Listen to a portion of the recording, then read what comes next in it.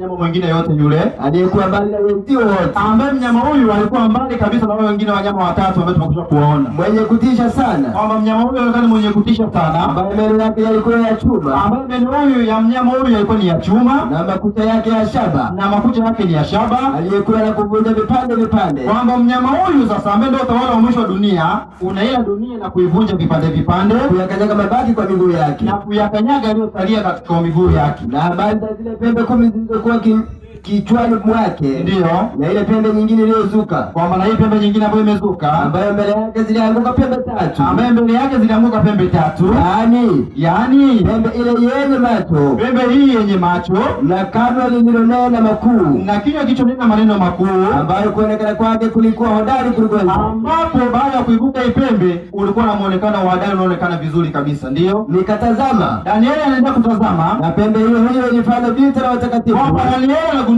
kwamba pembe hii ambayo imezuka inafanya vita na watakatifu, ikawashinda watakatifu. Asante msomaji. Hicho ndicho ambacho Danieli alikiona katika maono yake wakati wa usiku.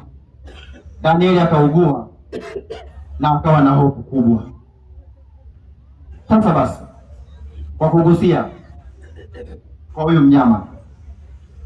mnyama tunayemuona ni utawala wa Kirumi ya kipagani.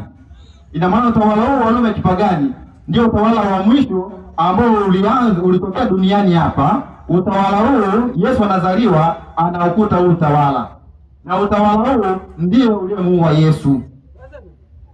Pia vile vile kwa wale wote ambao walikuwa wakishuhudia jina la Yesu, utawala huu uliwaangamiza, kwa sababu ni utawala wenye kikatili, ulikuwa unapingana na mapenzi ya nani? Ya Mungu. Tunagusia kidogo tu. Danieli akaja akatazama pembe nyingine ndogo. Ni kwa nini pembe hii ndogo itokee kwa huyu mnyama?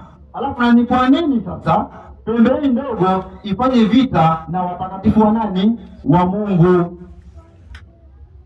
Ina maana pembe hii na mnyama huu lao ni hili moja. Tujiulize swali, lao limekuwaje moja? Ili tupate majibu.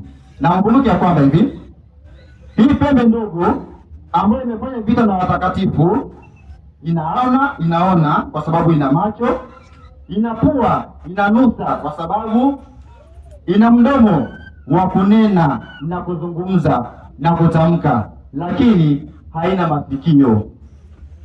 Inamaanisha ya kwamba hata ufanyeje, hata umhubiri vipi kuhusiana